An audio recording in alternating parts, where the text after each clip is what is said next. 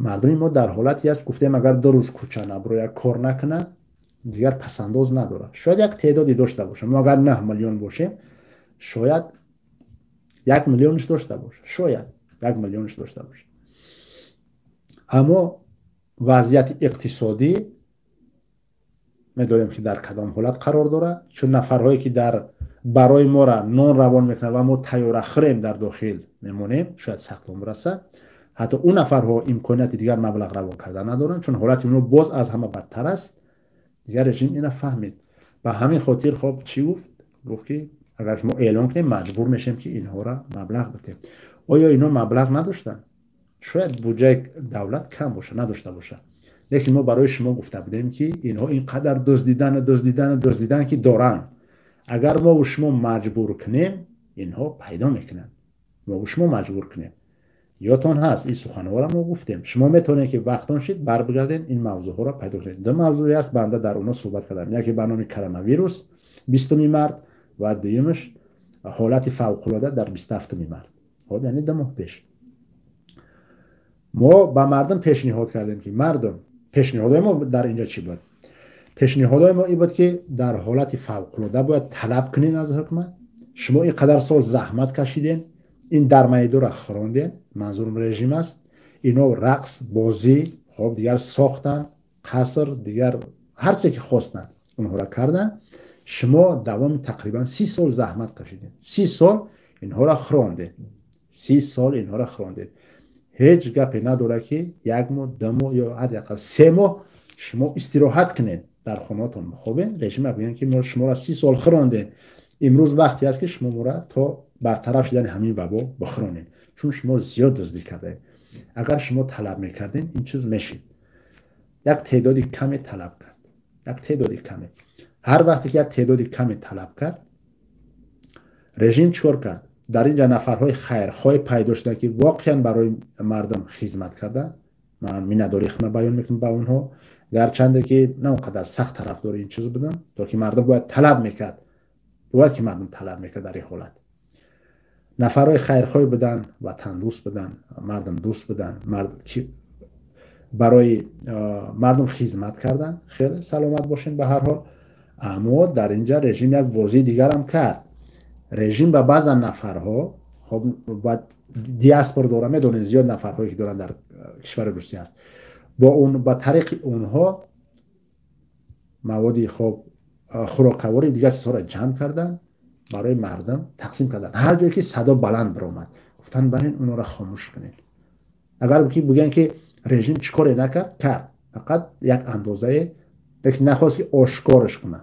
نخواست. برای چی؟ برای دانست که اگر رژیم امروز باید که من آماده هستم که هر کسی که تنقیسی میکشه کمکش کنم، البته که نفرها زیاد میشیدن. رژیم این کار نکرد تا که شما به ترسین، خب خاموش مونین. وقتی اینا قائل شدن که کرونا ویروس خب در ترکستان، گفتیم که خب بده است که مردم فریب بدن، خیلی در همه جا بده است. با این گپ هم قبیدن، در همه حالت شما را فریب دادن.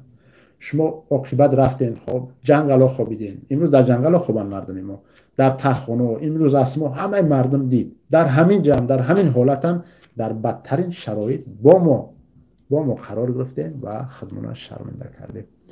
یعنی که باز مردم شما را فریب دادن. ما پیشنهاد کردیم که طلب کنین، براتون گفتیم که اینا مبلغ پیدا میکنن، وقتی که شما طلب کردین پیدا میکنن و شاهدی حال هم شدین. نفرهایی که صدا بلند کردین برای شما را پیدا کردن، نفرهایی که ترسیدین شما فراموش شدین ماندین. یادتون باشه ما برای شما گفتیم که اگر طلب کردین رحمانوف نمیخواد که اون مبلغایی که در بانک ها جابجا کرده است، دزدی کرده است، اونها را مصرف کنه. اون نمیکنه. اون چیکار میکنه؟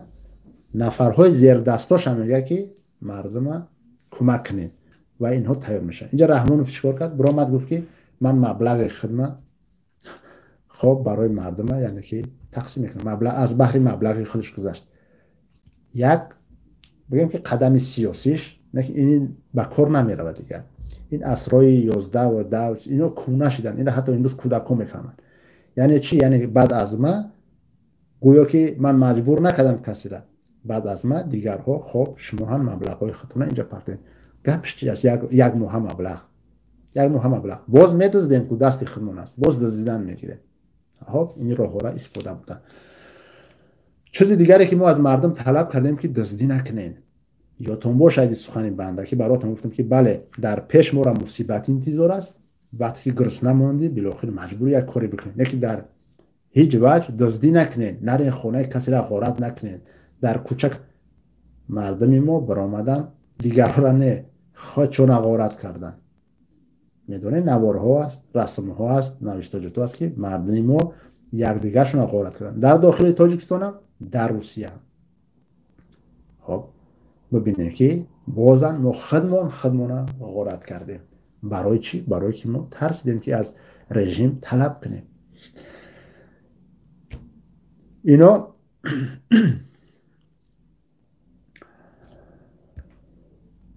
در همه قدر مصیبتی که بود وقتی که شما خاموش ماندین طلب نکردین، اون احمق چیکار کرد؟ شما گلند را میدونید یک کشوری هست که برای گل فروشی، خب گلکاری و گل فروشی در جهان یکم از خیلی مشهور است. در همین مصیبتی که آمد تمام گل هایی که داشت همش خب نابود کردن.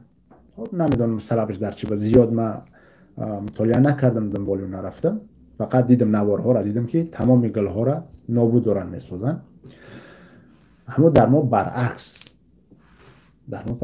تمام رئیسای جمهور مشغول میدونن خب در خدمت مردم. این بفراست رفته است در نزد گل ها سلفی کرده، کدام احمقی ها کرده است. میدونین در یک هیچ در عقل انسان راست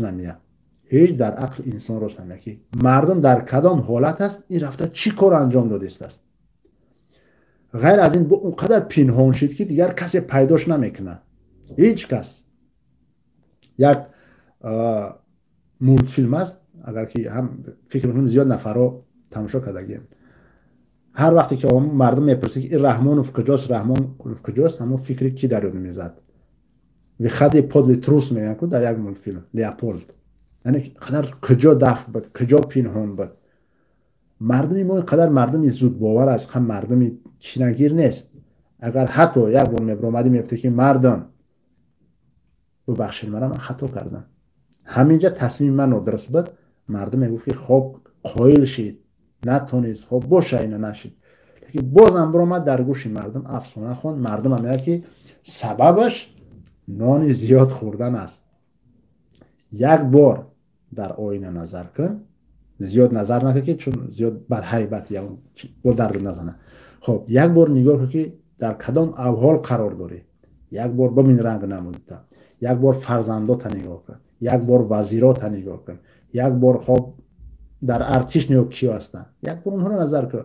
بعد مردم طعنه بزن شما خودتون کی هستید؟ شما حکمت، شما نفرهایی هستید که مردم باید شکنین دنبال خود برین و پیش یک جای برین. یک شیار دارن که با پیش، یک شما مردم با پیش نبردین، شما مردم با قفا بردین و همه چیز در یک جای خودتون زدین. این قدر همه را جزیر کردین. همه شیارهاتون هم دروغ است، خب همه حرفاتون، همه عملهاتون، همه چیزاتون دروغ است.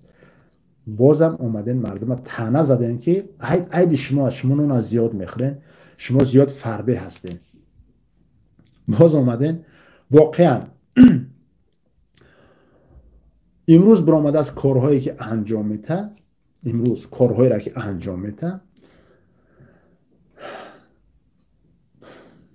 نمیدونم، من واقعا این در فکرم زیاد میاد.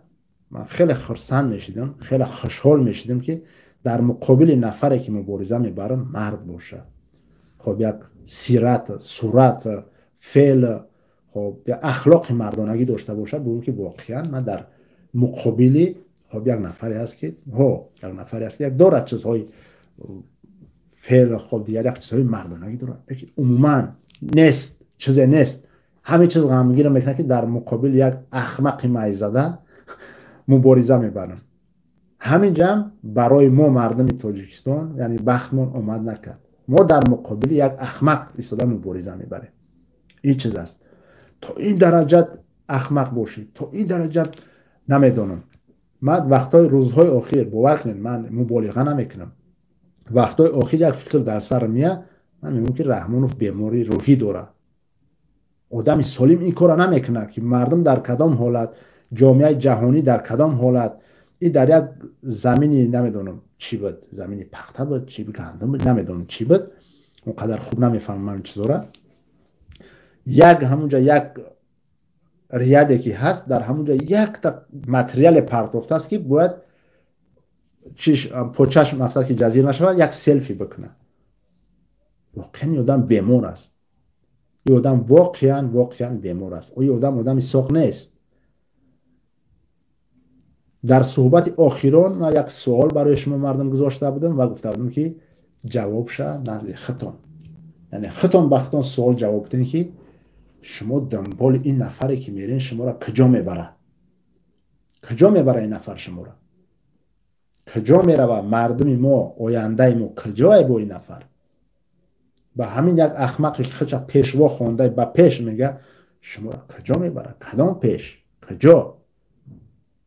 پیدا کردین جواب به سوالتون؟ اگر که نکرده باشین این امروز جوابش، امروز جوابش کجا برد شما را؟ کجا رسان؟